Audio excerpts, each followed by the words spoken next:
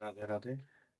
उम्मीद करते हैं आप लोग अच्छे हैं। आज हम लोग आपके लेकर आए हैं आधुनिक भारत का इतिहास। आधुनिक भारत के इतिहास हम लोग फैक्ट पर बात करेंगे। आगामी जो आने वाली एग्जाम है 18 और 21 बिहार दरोगा की, उसके लिए हम लोग मॉडर्न हिस्ट्री का रिवीजन सीरीज लेकर आए हैं। और वही फैक्ट हम रखेंगे, वही तथ्य आपके सामने रखेंगे जो एग्जाम में महत्वपूर्ण होगा। चलिए बिना देरी के शुरू करते हैं। हम लोग मॉडर्न इतिहास में शुरू करने वाले हैं मुगलों के पतन से। मुगल का पतन से हम लोग शुरू करेंगे और इसको कंटिन्यू आगे करेंगे। जो पहला फैक्ट आपका है, औरंगजेब की मृत्यु। औरंगजेब की मृत्यु आपको 1707 ईस्वी में हुआ था। औरंगजेब की मृत्यु 1707 ईस्वी में हुआ था। फिर दूसरा पॉइंट आपका जजाऊ का युद्ध। जजाऊ का युद्ध आपको 18 जून 1707 ईस्वी में हुआ था, जिसमें मुअज्जम ने क्या किया था, आजम को हराया। जहांदार शाह को हम लोग लंपट मूर्ख के नाम से भी जानते हैं। लंपट मूर्ख किसे कहते हैं, जहांदार शाह को। फिर फारूक सियर। फारूक सियर को हम लोग, फारूक सियर को इतिहास में घृणित कायर के नाम से जाना था। फारूक सियर को इतिहास में घृणित कायर कहा जाता है। फारूक सियर के समय ही 1716 ईस्वी में, फारूक सियर के समय 1716 ईस्वी में बंदा बहादुर की हत्या करवा दिया जाता है। बंदा बहादुर की हत्या जो होता है 1716 ईस्वी में, वह टाइम पीरियड फारूक सियर का था। फारूक सियर का। करनाल का युद्ध। करनाल का युद्ध आपका होता है 24 फरवरी 1739 को। करनाल का युद्ध 24 फरवरी 1739 को हुआ। फिर आता है प्लासी का युद्ध। प्लासी का युद्ध आपका होता है 1757 ईस्वी में। 1757 ईस्वी में होता है आपका प्लासी का युद्ध।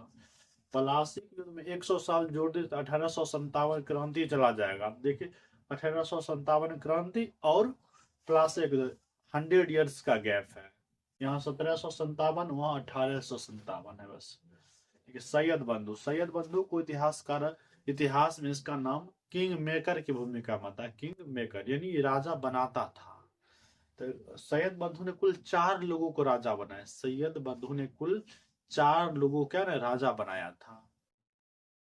फिर आपका नादिर शाह। नादिर शाह ने तख्त ए ताउस और कोहिनूर हीरा को लेकर वापस चला गया था। जब यह दिल्ली पर आक्रमण किया था तो लगभग यह 57 डे क्या दिल्ली में रहा था। तब वहां से तख्त ए ताउस और कोहिनूर हीरा को लेकर वापस ईरान गया था।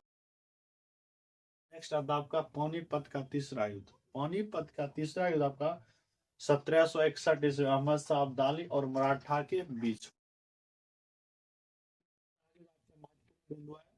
महत्वपूर्ण राज्य यानी जब मुगल का पतन हो रहा था उस टाइम पीरियड में क्या था, कुछ इतिहास क्या कर रहा था, कुछ इतिहास, कुछ जो शासक थे स्वतंत्र, खुद को स्वतंत्र घोषित करने लगे थे, क्योंकि मुगलों का पकड़ कमजोर होने लगा था। तो उससे संबंधित देखेंगे जैसे हैदराबाद। हैदराबाद का संस्थापक चिनकलीज खां था। अवध, अवध का संस्थापक शहादत खां। बंगाल, बंगाल का संस्थापक मुर्शिद कुली खां। कर्नाटक, कर्नाटक जो संस्थापक थे सादुतुल्ला खां थे। भरतपुर, भरतपुर का संस्थापक चूड़ामन और बदन सिंह। मैसूर, मैसूर का शासक हो जाता है हैदर अली। फिर त्रावणकोर, त्रावणकोर के शासक मार्तांड वर्मा। मार्तांड वर्मा जब तृतीय युद्ध खत्म होता है ना अंग्ल मैसूर, तब मार्तांड वर्मा को राजा बनाया जाता है। अहोम, अहोम, अहोम राज्य के संस्थापक कौन थे, रुद्र सिम्हा थे। रुद्र सिम्हा जी थे। इस तरीके से कुछ जो शासक स्वतंत्र खुद को घोषित करने लगे थे, जो खुद को एस्टेब्लिश किए थे, उनका यहाँ नाम आपका आ गया। नेक्स्ट पॉइंट आपका है पालखेरा का युद्ध। पालखेरा का युद्ध होता है 1728 ईस्वी में। पालखेरा का युद्ध आपका 1728 ईस्वी में होता है, जिसमें बाजीराव और निजाम के बीच युद्ध होता है। पूछा जाएगा पालखेरा का युद्ध किसके बीच हुआ था, बाजीराव और निजाम के बीच होता है। देखिए सूरजमल, सूरजमल को जाटों का अफलातू कहा जाता है। सूरजमल को जाटों के अफलातू के नाम से जाना जाता है। नेक्स्ट आपका है बक्सर का युद्ध। बक्सर का युद्ध जो होता है आपका 22 अक्टूबर 1764 ईस्वी में। बक्सर का युद्ध 22 अक्टूबर 1764 ईस्वी को हुआ। फिर आता है अवध। नेक्स्ट पॉइंट अवध का जो अंतिम नवाब माना था, पूछा था कि अवध का अंतिम नवाब किसे कहा जाता था। अवध का अंतिम नवाब जो होता बाजिद अली शाह। अवध साम्राज्य का अंतिम जो नवाब बना वह बाजिद अली शाह बने। नेक्स्ट है भारत में कंपनियों के आगमन। भारत में देखिए जैसे मुगल का पतन होता तो इसी क्रम में अंग्रेज भी यहाँ आ रहा है। यानी 1700, अंग्रेज तो 1600 में आ गया था, लेकिन यहाँ अंग्रेज अपना क्या प्रभाव जमाने लगा था। तो उसको हम लोग देखेंगे अंग्रेज किस किस तरीके से आए, पहले कौन है फिर बाद में कौन है। अंग्रेजों के आने का जो क्रम है, पहले जो आता है पुर्तगीज, पुर्तगालीज को बोलते हैं, फिर आते हैं डच, फिर अंग्रेज, फिर डेनिस, फिर फ्रांसीसी आते हैं। ये आने का क्रम आपका पुर्तगीज, पुर्तगाली, डच, अंग्रेज, डेनिस और फ्रांसीस, यह आपका रहा अंग्रेजों के आने का क्रम। और इससे संबंधित कुछ देखिए चौल की लड़ाई। तो चौल की लड़ाई जो होता है 1508 ईस्वी में, ये शॉर्ट में हम खींचे ना पूरे फैक्ट बेसिस पे, इस कारण से किसके बीच हम वो डिस्कस नहीं कर रहे हैं। ये आपका हो नेक्स्ट आ जाता है नेक्स्ट। तो हम लोग इसी के क्रम में देखेंगे चौल की लड़ाई के क्रम में अंग्रेज जो आता है। तो अब एक एक करके अंग्रेजों के बारे में भी जानेंगे, हम लोग देखेंगे अंग्रेज कौन कौन से आए।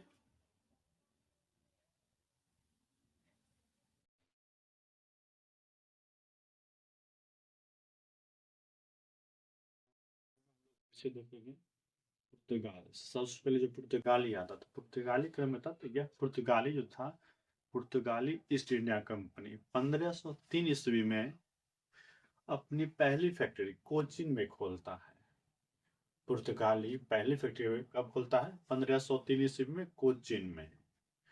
फिर आता है ईस्ट इंडिया कंपनी। कंपनी इससे हम देखें क्रम, पुर्तगीज देखे, उसके बाद देखे डच देखे, फिर अंग्रेज देखे, फिर डेनिश देखे, फिर फ्रांसीसी देखे, फिर देखिए कंपनी पहली फैक्ट्री कहाँ कहाँ स्थापित किया गया। तो पुर्तगाली का पहला फैक्ट्री कोचीन में था 1503 ईस्वी में। फिर आता है east India company. East India Company की जो फैक्ट्री स्थापित होता है 1608 ईस्वी सूरत में। यह कंपनी का आने का क्रम नहीं है, कंपनी का फैक्ट्री का पहला जो बनाया गया था फैक्ट्री लगा था उसका हम बता रहे हैं। तो ईस्ट इंडिया कंपनी की जो पहली फैक्ट्री थी 1608 ईस्वी सूरत में खोला गया।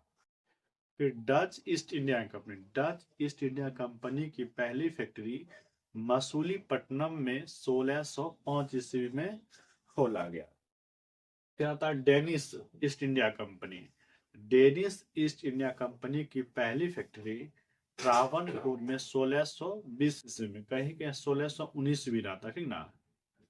फिर आता है फ्रांसीसी। फ्रांसीसी ईस्ट इंडिया कंपनी की जो स्थापना किया गया था 1668 ईस्वी, 1668 ईस्वी में। तो ये कंपनी का स्थापना आपका क्रम हो गया। उसके बाद हम लोग देखेंगे, यहाँ देख लिखा हुआ सारा चीज क्या हुआ, देखते रहिए।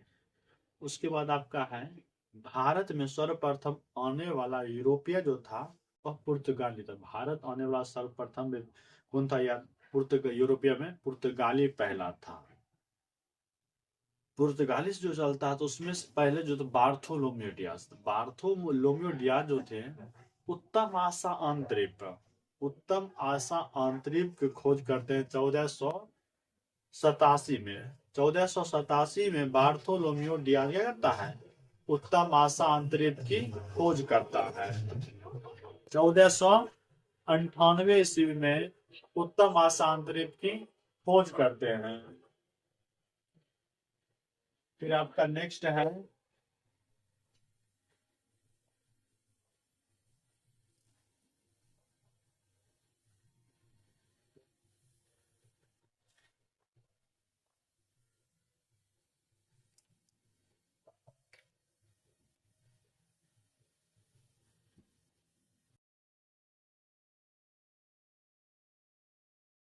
उत्तम आशा अंतरिक्ष की खोज बार्थोलोम्यू डियाज करता है।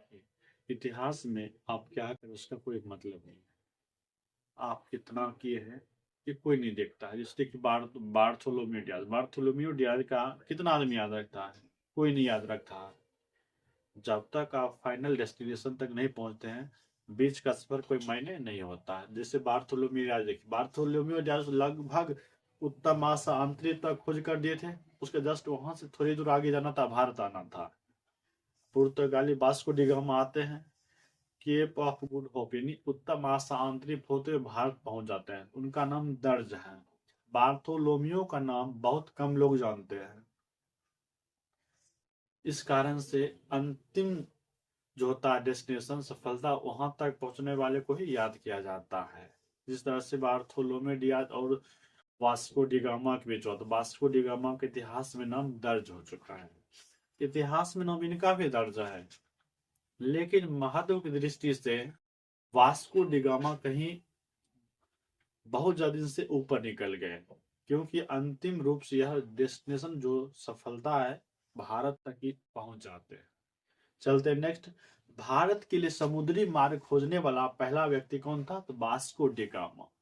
वास्को डी गामा ऐसा व्यक्ति था जो क्या किया, समुद्री मार्ग होते हुए भारत तक पहुंच गया। वास्को डी गामा 20 मई 1498, इस डेट में थोड़ा सा कहीं कहीं 17 मई देता है, तो कहीं कहीं आपको 20 मई देता है, ये आपको ध्यान रखना है। कहीं कहीं 17 मई डेट आता है, कहीं कहीं 20 मई। 20 मई 1498 ईस्वी को वास्को डी गामा कालीकट बंदरगाह पर पहुंचा। कालीकट बंदरगाह, वास्को डी गामा 3 बार, वास्को डी गामा का यात्रा जो भारत का होता है, और 3 बार भारत का यात्रा किए। पहली यात्रा 1498 ईस्वी में, जब यहाँ 1498 ईस्वी में आए, यहाँ से जो व्यापार किए, इससे 60 गुना मुनाफा कमाए।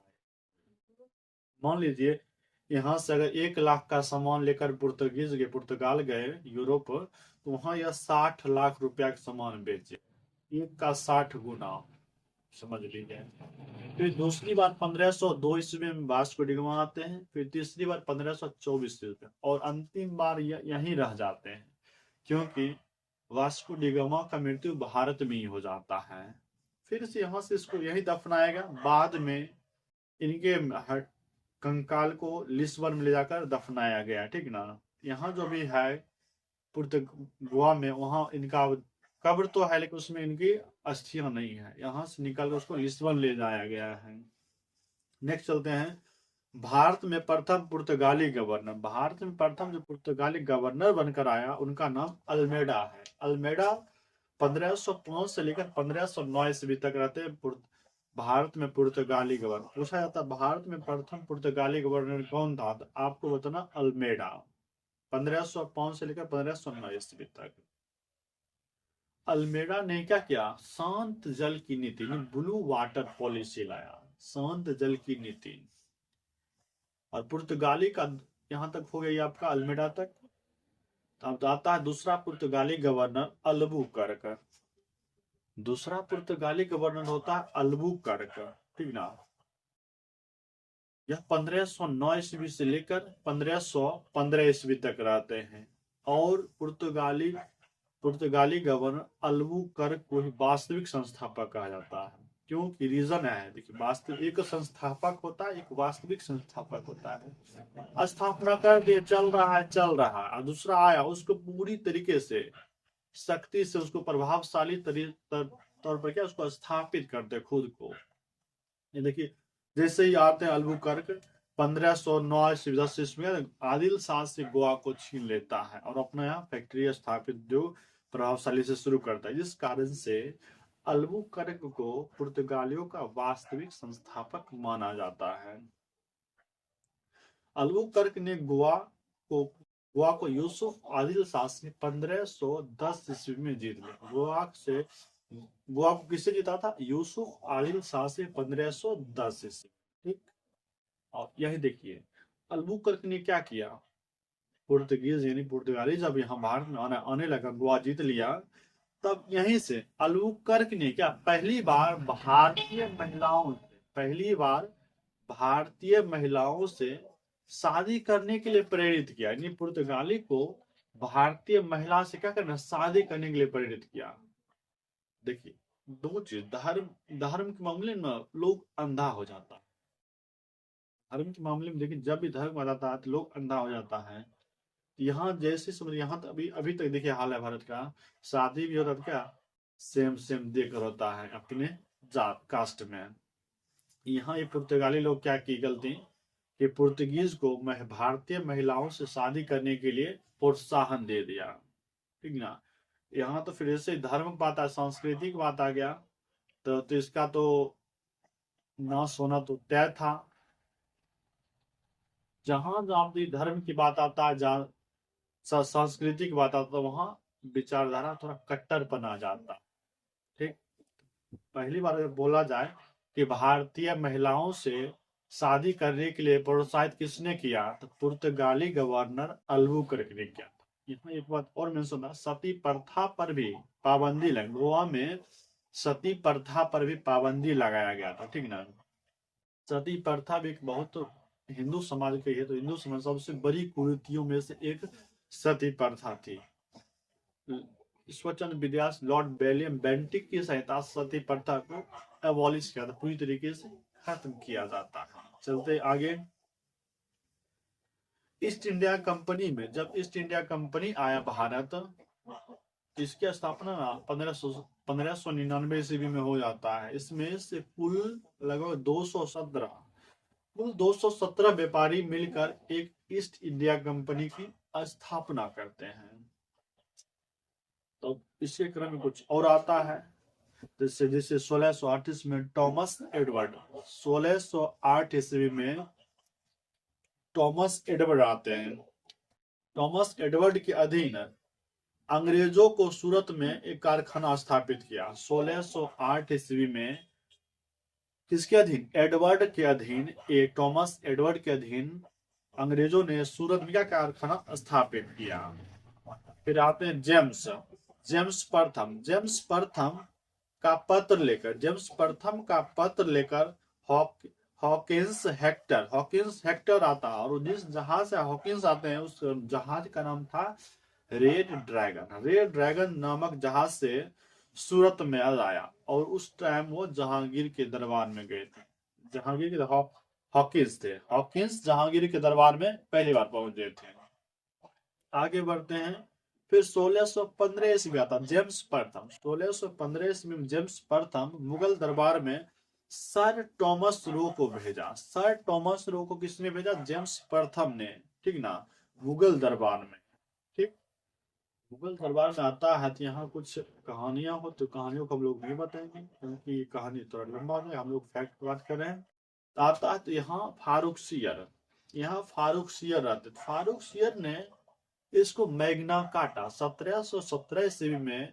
फारूक सियर एक कंपनी को मैग्ना काटा जारी करता। मैग्ना काटा कहने का तात्पर्य यह है कि महाधिकार पत्र, व्यापारिक में महाधिकार पत्र जारी करता है, छूट दिया जाता है।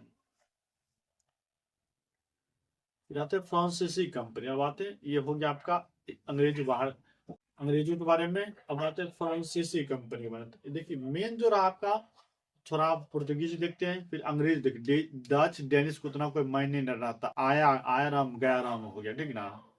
उसका कोई ज्यादा महत्व नहीं है भारतीय इतिहास में, डेनिश का भी नहीं है, ना ही डच का है। जो सबसे इम्पोर्टेंट हम लोग जो पढ़ते हैं, या तो अंग्रेजों को पढ़ते या फ्रांसीसी। उसमें फ्रांसीसी और अंग्रेज में भी अंग्रेजी को ज्यादा पढ़ते, क्योंकि अंग्रेज ने फ्रांसीसी को भी पटखनी दे दिया था। इस कारण से हम लोग ज्यादा जो फोकस होता है भारतीय इतिहास में अंग्रेजों पर किया गया है, क्योंकि अंग्रेजी शासन किए हैं। चलते आगे, तो फ्रांसीसी कंपनी की स्थापना 1664 ईस्वी में, फ्रांसीसी कंपनी का स्थापना 1664 ईस्वी में फ्रांस में होता है। और फ्रांसीसी पहली फैक्ट्री कब बताए थे, 1668। फ्रांसीसी कंपनी की पहली फैक्ट्री 1668 में होता है, लेकिन 1664 ईस्वी में क्या होता है, इस कंपनी की स्थापना हो जाता है। तो फ्रांसीसी की पहली फैक्ट्री कहाँ खुला था, तो सूरत में 1668 ईस्वी में। और फ्रांसीसी की दूसरी फैक्ट्री खुलता है 1669 ईस्वी में मसूलीपट्टनम में। ये भी देखा कि अंग्रेज क्या कर रहा है, बढ़ चढ़ के राजनीतिक स्तर पे या फिर घरेलू स्तर जो राजा है वहां हस्तक्षेप कर रहा था, तो ये सोचा कि हाँ हम भी क्या कर सकते, कंट्रोल कर सकते। इस कारण से अंग्रेज ने भी क्या किया, फ्रांसीसी ने भी राजाओं की लड़ाइयों में दखल देना शुरू किया। ये दूसरी फैक्ट्री मसूलीपट्टनम में 1669 ईस्वी में खोलते हैं। फिर आते हैं नेक्स्ट, भारत में फ्रांसीसी कंपनी। भारत में फ्रांसीसी कंपनी का वास्तविक संस्थापक मार्टिन, फ्रांसीसी मार्टिन को माना जाता है। फ्रांसीसी मार्टिन को फ्रांसीसी का वास्तविक संस्थापक माना जाता है। ये सारे कंपनियों से जुड़े फैक्ट थे और आगे हम बढ़ेंगे। अब देखेंगे कंपनी वर्सेस जो यहाँ के जो लोकल साम्राज्य थे उसके बारे में देखेंगे। शुरू कर देखिए, यहाँ कुछ फैक्ट फिर से आपके सामने आ गया है। पहला 1759 ईस्वी में बेदराक युद्ध, 1759 ईस्वी में आपको होता है बेदराक युद्ध। बेदराक युद्ध में अंग्रेज बनाम डच था, अंग्रेज बनाम डच, जहां से डचों को पूरी तरीके से सफाया कर दिया जाता अंग्रेजों के द्वारा। डच यहाँ से फिनिश होता है बेदरा के युद्ध में ही, ठीक। फिर होता है गिरिया का युद्ध। गिरिया का युद्ध जो होता है आपका 5 सितंबर 1763, 5 सितंबर 1763 को आपका होता है गिरिया का युद्ध। नेक्स्ट आपका बीच में होता है फिर श्वेत विद्रोह। श्वेत विद्रोह आपका होता है 1766 ईस्वी में। श्वेत विद्रोह होता है 1766 ईस्वी में। इस टाइम जो गवर्नर था रॉबर्ट क्लाइव, रॉबर्ट क्लाइव इस टाइम के थे गवर्नर थे। फिर आ जाते हैं हम लोग आंग्ल मैसूर युद्ध में। आंग्ल मैसूर युद्ध में भी देखेंगे बारी बारी से कौन सा युद्ध, प्रथम युद्ध कब समाप्त हुआ, कब शुरू हुआ, किस संधि से समाप्त हुआ। मेन फैक्ट को ही देखेंगे। जिसमें प्रथम आंग्ल मैसूर युद्ध 1767 से 69 तक चला। अंग्रेज और हैदर अली, प्रथम आंग्ल मैसूर युद्ध 1767 से 1769 के बीच चला, अंग्रेज और हैदर अली के बीच। और यह जो युद्ध समाप्त होता है 1769 ईस्वी में मद्रास की संधि से। पूछा था प्रथम आंग्ल मैसूर युद्ध किस संधि से समाप्त हुआ, तो मद्रास की संधि से 1769 ईस्वी को। और इस टाइम जो गवर्नर थे हेस्टिंग था, सॉरी नहीं उसके भी था रॉबर्ट क्लाइव थे। आगे दूसरा आंग्ल मैसूर, दूसरा आंग्ल मैसूर आपका होता है 1780 से 84 के बीच। इस टाइम गवर्नर कौन थे, वारेन हेस्टिंग थे, वारेन हेस्टिंग थे। नेक्स्ट आते हैं 1784 ईस्वी में द्वितीय आंग्ल मैसूर युद्ध समाप्त होता है और यह मंगलौर की संधि से। 1784 ईस्वी में युद्ध समाप्त होता है मंगलौर की संधि। 1784 में मंगलौर की संधि से द्वितीय आंग्ल मैसूर युद्ध समाप्त होता है। तो द्वितीय आंग्ल मैसूर युद्ध कब से कब, 80 से 84 के बीच। इस टाइम में गवर्नर कौन थे, वारेन हेस्टिंग थे। नेक्स्ट आपका पॉइंट है पोर्टो नोवा। इसी बीच में एक होता है पोर्टो नोवा का युद्ध, पोर्टो नोवा का युद्ध। पोर्टो नोवा का युद्ध आपका होता है 1 जुलाई 1781 ईस्वी, 1 जुलाई 1781 ईस्वी, जिसमें हैदर अली और आयरकुट के बीच, या हैदर अली और आयरकुट के बीच यह युद्ध होता है पोर्टो नोवा का युद्ध। आगे आते हैं हम लोग तृतीय आंग्ल। तृतीय आंग्ल मैसूर युद्ध होता है 1790 से 1792 के बीच। और तृतीय आंग्ल मैसूर युद्ध के समय governor Cornwallis, Lord Cornwallis system क्या होते, गवर्नर होते हैं। फिर चलते नेक्स्ट श्रीरंगपट्टनम की संधि 1792। तृतीय आंग्ल मैसूर युद्ध जो समाप्त होता है श्रीरंगपट्टनम की संधि से होता है, जो 1792 ईस्वी में होता है, ठीक। श्रीरंगपट्टनम संधि 1792 ईस्वी में। नेक्स्ट आते हैं चतुर्थ आंग्ल। चतुर्थ आंग्ल मैसूर जो होता है आपका 1799 ईस्वी में, जिसमें टीपू सुल्तान को पूरी तरीके से समझ, मैसूर को पूरी तरीके से अंग्रेज क्या कहता है, विजय कर लेता है। तो श्रीरंगपट्टनम की संधि हो गया किस में, 1792 ईस्वी में तृतीय आंग्ल मैसूर में। और चतुर्थ आंग्ल मैसूर होता है 1799 ईस्वी में। इस टाइम जो गवर्नर थे लॉर्ड वेलेस्ली, लॉर्ड वेलेस्ली थे इस टाइम गवर्नर, जब टीपू सुल्तान को पूरी तरीके से खत्म कर दिया गया, ठीक ना। फिर चलते आगे शिवाजी। अब आती देखिए आंग्ल मैसूर युद्ध। फिर आता है आपका मराठा सम्राट, अंग्रेज वर्सेस मराठा सम्राट। अंग्रेज देखिए थोड़ा कुछ तो बेसिक पॉइंट दे रखा आपका। शिवाजी, शिवाजी की मृत्यु 1680 ईस्वी में है। शिवाजी की मृत्यु 1680 ईस्वी में हुआ। शिवाजी की मृत्यु, जब शिवाजी की मृत्यु होता है उस टाइम संभाजी पन्हाला दुर्ग नामक किले में कैद थे। शिवाजी की मृत्यु के समय संभाजी पन्हाला दुर्ग नामक किले में कैद थे। संभाजी अपने शासन काल में था अष्टप्रधान। पूछा जाता अष्टप्रधान का संबंध किससे है, तो अष्टप्रधान का संबंध शिवाजी से। शिवाजी के टाइम पीरियड में क्या था, अष्टप्रधान नामक एक संगठन था। तो उस संगठन को संभाजी क्या करते हैं, खत्म करते, विघटन कर देते हैं। संभाजी अपने शासन काल में अष्टप्रधान को विघटित कर देते हैं। नेक्स्ट आते हैं औरंगजेब। औरंगजेब की मृत्यु 1707 ईस्वी में के समय में हुआ था। और जब औरंगजेब की मृत्यु होता, देखिए यहाँ भी लिखे थे औरंगजेब की मृत्यु 1707। यहाँ लिखने की चर्चा में यह है, औरंगजेब की मृत्यु के समय मराठा के जो प्रधान थे, मराठा के जो प्रधान हुए उस टाइम ताराबाई थे। औरंगजेब की मृत्यु 1707 ईस्वी में जब हुआ था, तो उस टाइम जो मराठा के प्रधान थे वो ताराबाई थे।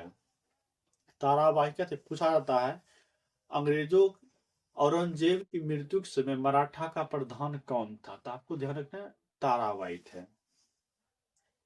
फिर देखिए आता है खेरा का युद्ध। खेरा का युद्ध तो आपका होता है 1707 ईस्वी में साहू तथा ताराबाई के बीच। साहू तथा ताराबाई के बीच होता है खेरा का युद्ध, बेरन खेरा का युद्ध होता है। नेक्स्ट आपका संगोला की संधि। संगोला एक होता है सुगौली, सुगौली आपका दूसरा हो गया, ये संगोला है। संगोला की संधि जो आपका होता है 1750 ईस्वी में। इसी तरीके से हम लोग आपको फैक्ट बाय फैक्ट रखते रहेंगे। पूरे मॉडर्न हिस्ट्री आपको 3 दिन में खत्म कर देंगे। चलिए धन्यवाद।